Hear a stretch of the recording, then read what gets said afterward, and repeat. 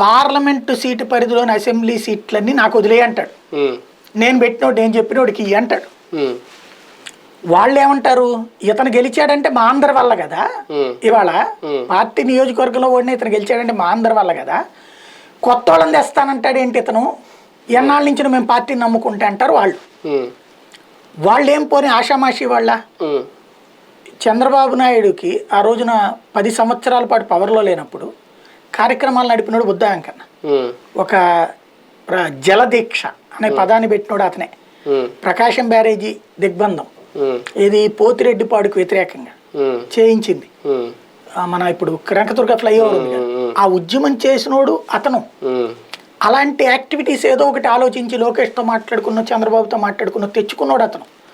బోండా ఉమా పవర్లో ఉన్నా లేకపోయినా జనంలో తిరుగుతాడు, జెండాలు ఎగరేయడానికి డబ్బులు ఖర్చు పెడతాడు, కష్టపడతాడు.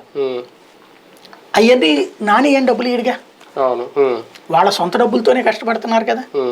నా అమ్మాయి నందిగామలో కానీ వీళ్ళందరూ కూడా మైలవరంలో దేనినో మాకు నేను డబ్బులు ఇస్తాడేంటి, వాళ్ళు వాళ్ళ డబ్బులతో కష్టపడతారు, వాళ్ళ డబ్బులతో వాళ్ళ నియోజకవర్గంలో స్టామినాతో ఉంటారు.